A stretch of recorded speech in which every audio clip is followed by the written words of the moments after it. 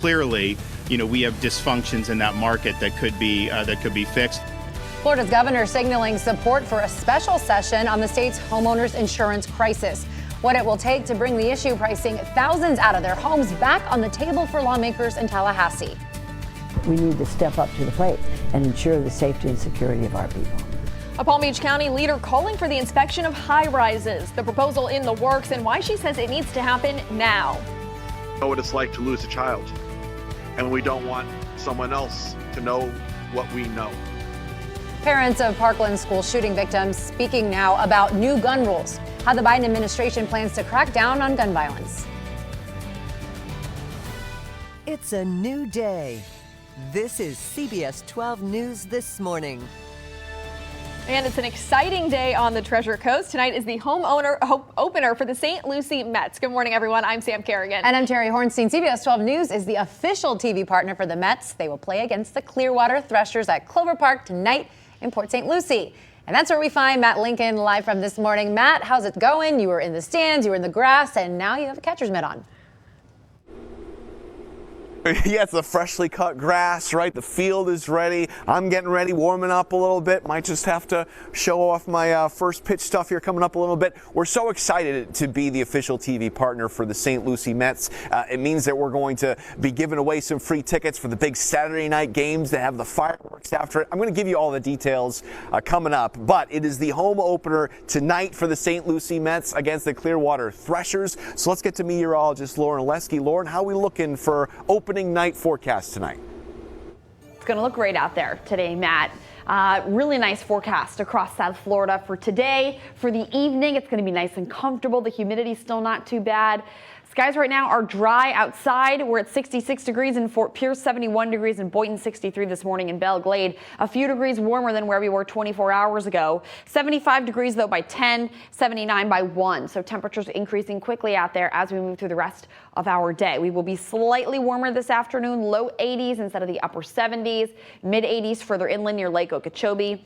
Average high for this time of year up to 82 degrees. Warmer for the day tomorrow. We're seeing a very slow warming trend for the next couple of days. But we'll essentially still be in the 80s as we move into your weekend. Now, we're still dry today, but the chance of rain does return by Thursday. A closer look at that is ahead. Sam, Terry. All right, Lauren, at 6:03, we want to take a look at that Tuesday morning drive. West Palm Beach to Port St. Lucie, 40 minutes on I-95. That is normal for this time of morning. And that's where we find traffic tracker 12 right now heading north on I-95 through.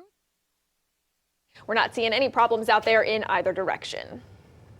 Time right now, 6:03. This morning, lawmakers are one step closer to calling another special session to tackle property insurance costs. They are so high right now, they are pricing some people out of their homes. And Governor Ron DeSantis is showing signs of support to call lawmakers back to Tallahassee after 4 property insurance bills fell short this legislative session.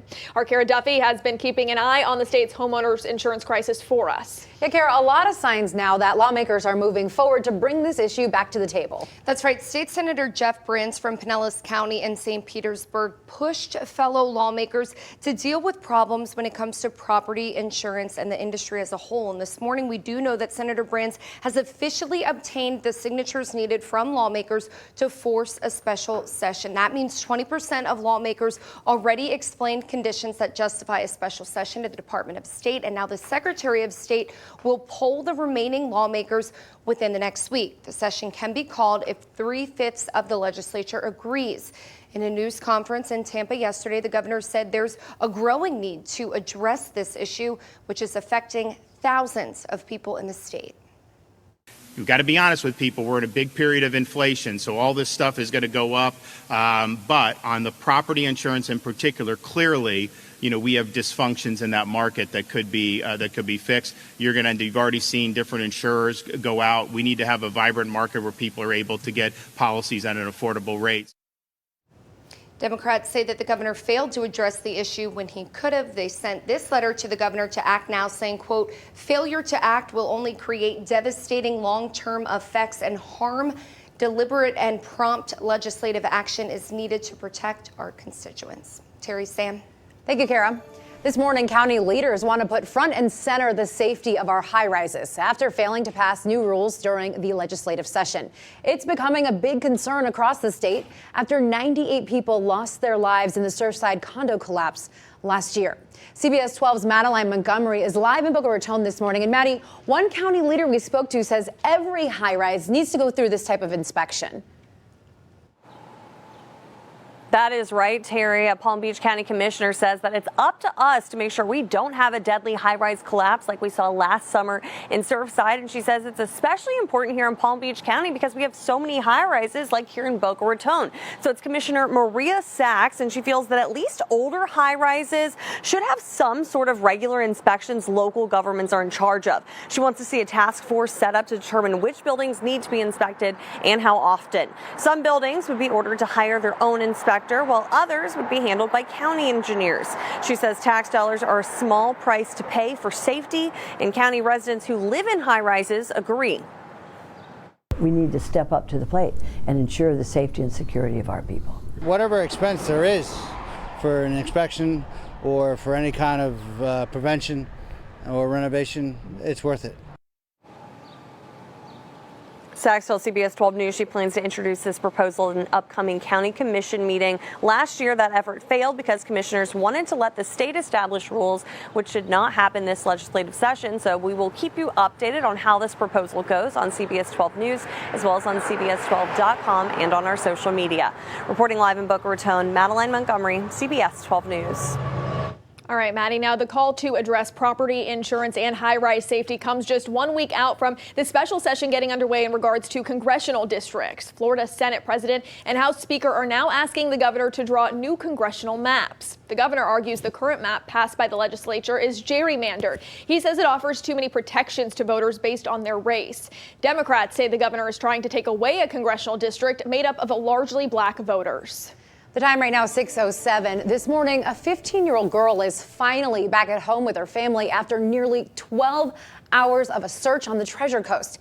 Sage Stiles was reported missing when she did not show up to class at Treasure Coast Community High School in Port St. Lucie.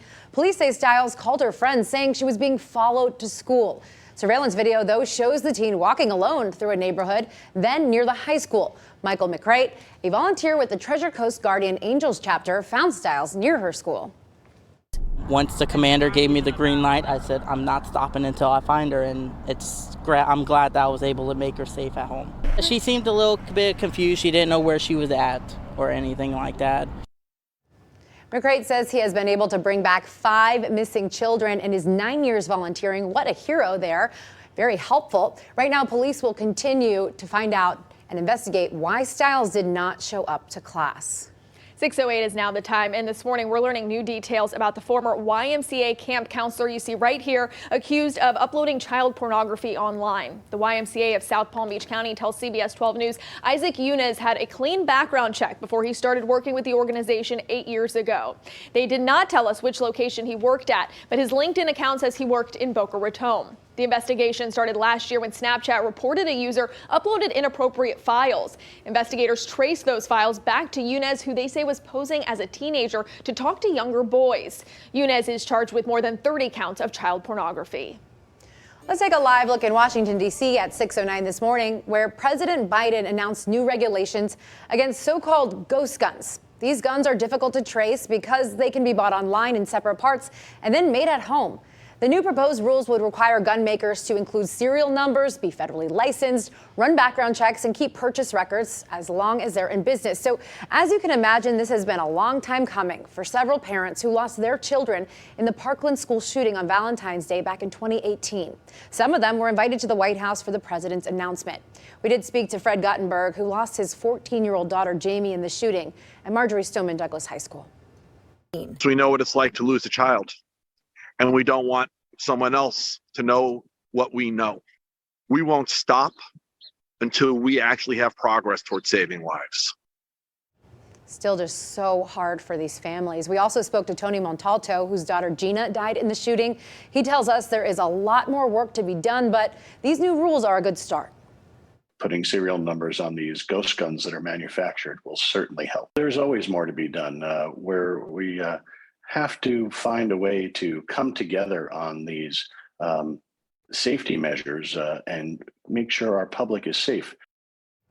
These new rules are expected to go into effect in just a few months, but you can expect to see some pushback from pro-gun groups in the coming weeks. 6:10 now, and this morning jury selection continues in the sentencing trial of the Parkland school shooter. A judge dismissed 60 more jurors after saying they couldn't follow the law in deciding if Nikolas Cruz should get life in prison or the death penalty. A total of 12 jurors and 8 alternates will eventually be picked. Testimony is expected to start at the end of next month. Cruz pleaded guilty last year to killing 17 people at Marjory Stoneman Douglas High School 4 years ago. He faces the death penalty or life in prison. CBS 12 News will be covering every minute of this sentencing trial. Make sure to visit our website, cbs12.com, for the latest updates, or download our free CBS 12 News app to get those updates sent right to your phone. All right, the time right now, 6:11. Coming up on CBS 12 News this morning, caught on camera. Take a look at this. A man trapped on a ride at a fair in Jacksonville. Ahead, we're hearing from the ride operator moments leading up to this now viral video. Plus, dramatic video shows a man throwing a Molotov cocktail into a home on the Treasure Coast, causing this explosion you see right here. What he did next before running away. And it's opening night here at Clover Park. St. Lucie Mets getting ready to take on the Clearwater Threshers. And it's a very exciting day here for CBS 12 News as we're now the official TV partner with the Mets. We're going to tell you what that means coming up next. You're watching CBS 12 News this morning, the one to turn to.